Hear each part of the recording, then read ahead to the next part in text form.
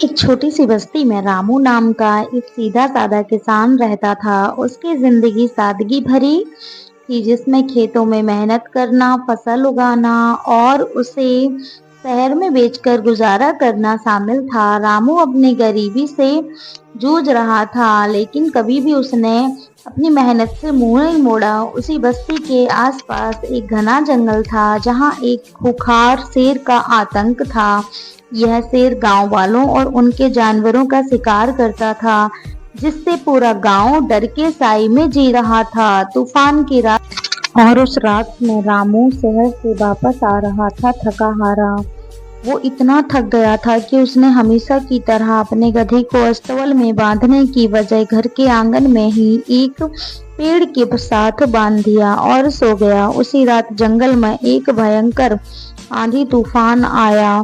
उस तूफान के डर से शेर ने गांव के पास की एक पुरानी और वीरान झोपड़ी में शरण ली और वहीं दुबक गया। तूफान की आवाज से रामू की नींद खुल गई। उसे अपने गधे की याद आई। वो भागा भागा बाहर आया तो उसने देखा कि गधा वहां नहीं था, सिर्फ उसकी टूटी हुई जंजीर जमीन पर पड़ी थी। रामू ने घबरा गया और उसे ढूंढने लगा। गधा बारिश से बचने के लिए कहीं भाग गया होगा। उसने गधे को ढूंढने के लिए तूफान और बारिश में जंगल की ओर निकल पड़ा। घंटों तक ढूंढने के बाद रामू को सुनसान झोपड़ी के पास पहुंचा। बिजली की एक तेज चमक के कारण उसने देखा कि दरवाजे के पास कोई बड़ा जानवर सोया हुआ है। अंधेरे में उसने उस जानवर को अपना गधा समझ लिया और खुशी से चिल्लाया, मिल गया बेवकूफ, यहाँ मजे से परास बैठा है, मैं तुझे एक घंटे से ढूंढ रहा हूँ। गुस्से में उसने उस जानवर के सिर पर कंधे पर 4 थप्पड़ जड़ दिए और उसकी पीठ पर छलांग लगाकर बैठ गया। वह जानवर कोई और नहीं बल्कि वही खूंखार शेर था।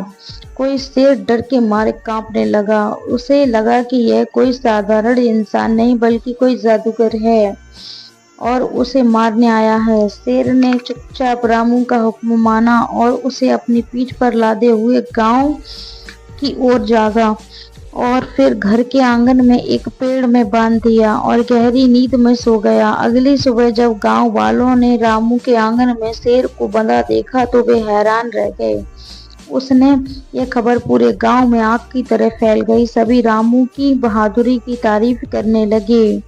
रामू को तब समझ आया कि जिसे वो अपना गधा समझकर लाया था वो कोई और नहीं बल्कि वही खूंखार शेर था, जिसने पूरे गांव में आतंक मचा रखा था। उसी समय राज्य का राजा पड़ोसी देश में चल रहे युद्ध से परेशान था और उसे एक सेनापति की तलाश थी।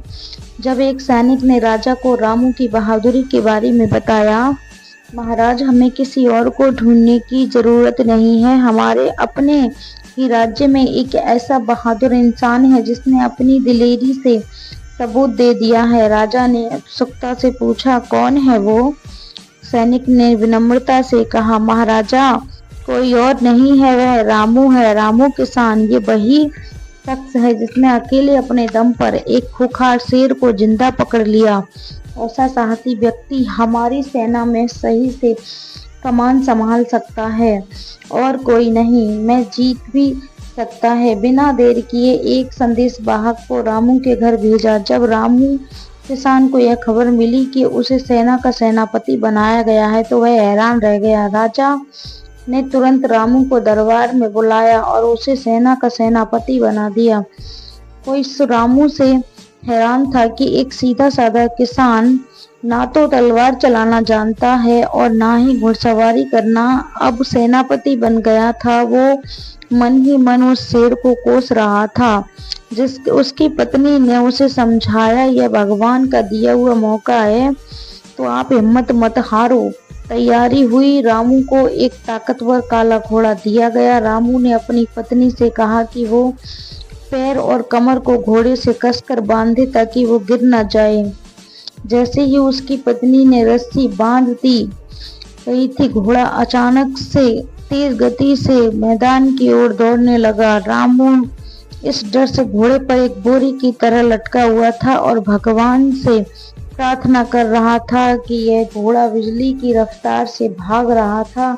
रामू ने रास्ते में एक पेड़ की मोटी टहनी पकड़ी और सोच विचार किया कि शायद इससे मेरी रफ्तार कम हो जाएगी और मैं गिर जाऊंगा। इतनी देर में ही टहनी टूट कर दुश्मन के सैनिकों ने यह देखा कि उन्हें लगा कि यह आदमी शक्तिशाली है कि वह थपेड़ों की टहनियों को तोड़ रहा है। सुना है कि ये वही अकेला है जिसने आदमखोर शेर को पकड़ लाया था और अब वे तो पेड़ उखाड़ ला रहा है। इतना अफसोस बैठ गया कि बिना लड़े ही भाग गए। जब रामू ने घोड़ा दुश्मन के नीचे गिर पड़ा तो उसने चारों ओर देखा, वहां कोई भी न था। उसने देखा कि दुश्मन राजा का एक पत्र मिला जिसे लेकर वो पैदल ही घर लौट आया।